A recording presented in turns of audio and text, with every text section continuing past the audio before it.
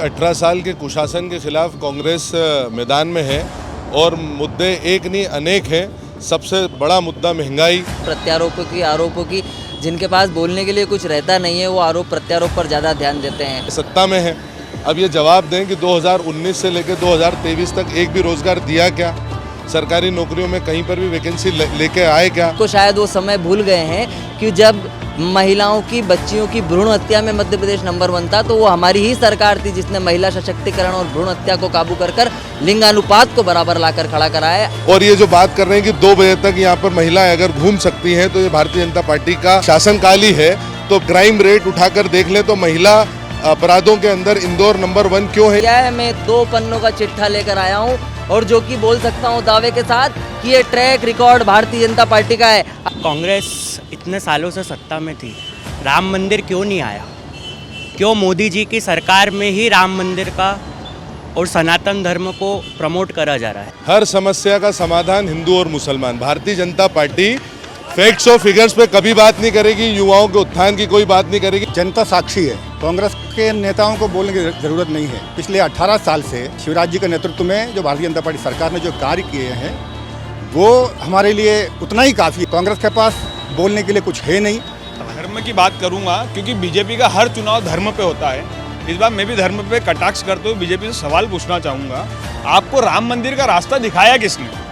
स्वर्गीय राजीव गांधी जी ने। तब आपको मालूम पड़ा कि राजीव गांधी जी ने राम मंदिर दिखाया, तो मतलब राम मंदिर है देश में। जो पुराने जो कमलनाथ जी है, जो एक्चुअल हिंदू विरोधी कमलनाथ, मुसलमानों के गले में हाथ डालने वाले कमलनाथ जी, तो ये कमलनाथ बन जाते हैं। ये अवसरवादी था वोट पाने के लिए, ये करना ठीक नहीं है।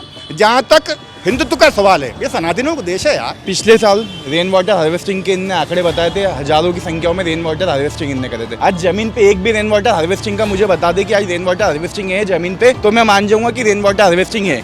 अब भारतीय जनता पार्टी जो है वो 2 फाड़ों में हो गई, एक महाराज, एक शिवराज।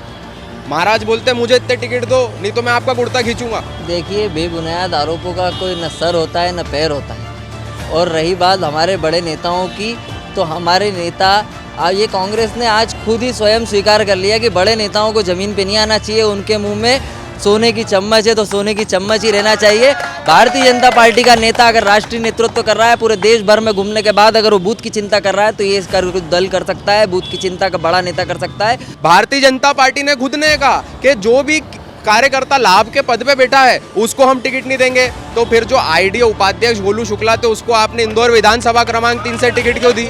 और रही बात ये कि जब हमारी नस काटी जाएगी तो मेरे यहाँ पर किसी नेता का नाम नहीं निकलेगा। हो सकता है कांग्रेस के डीएनए में राहुल गांधी उछल उछल के निकले, लेकिन मेरे भारतीय जनता पार्टी के कार्यकर्ता के पास तिरंगा निकलेगा, राष्ट्रवादिता निकलेगी। 2/3 बहुमत की, तो अगर 2/3 बहुमत ये लेने आने वाले होते तो टिकट बांटने वाले गली गली नहीं घूमते, और टिकट बांटने वाले के बीच में ये कंफ्यूजन नहीं होता कि मुख्यमंत्री ये बनेगा या ये बनेगा। भारतीय जनता पार्टी के विधायक के कॉलेज के अंदर सेंटर बनता है, टॉप 10 जो लोग आते हैं वो एक ही जगह से और एक ही समाज के लोग आते हैं। इतना भ्रष्टाचार, 14 लाख लोगों का भविष्य खा गए तुम।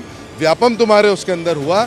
ऐसे मतलब सिर्फ स्कॉलरशिप नहीं, युवाओं के से जुड़े हुए तमाम मुद्दे। हमारे अमित शाह जी हमारे जब पोलिंग पर जाते हैं तो वो एक पन्ने के प्रमुख रूप में बनकर जाते हैं, ना कि भारतीय जनता पार्टी के बड़े नेता बनकर जाते हैं। वो कार्यकर्ता भाव से जाते हैं। तो भाजपा का कार्यकर्ता भाव है। कांग्रेस ने अपना भाव बता दिया है कि कमलनाथ जी जब नीचे आते हैं तो नेताओं के कपड़े फट जाते हैं,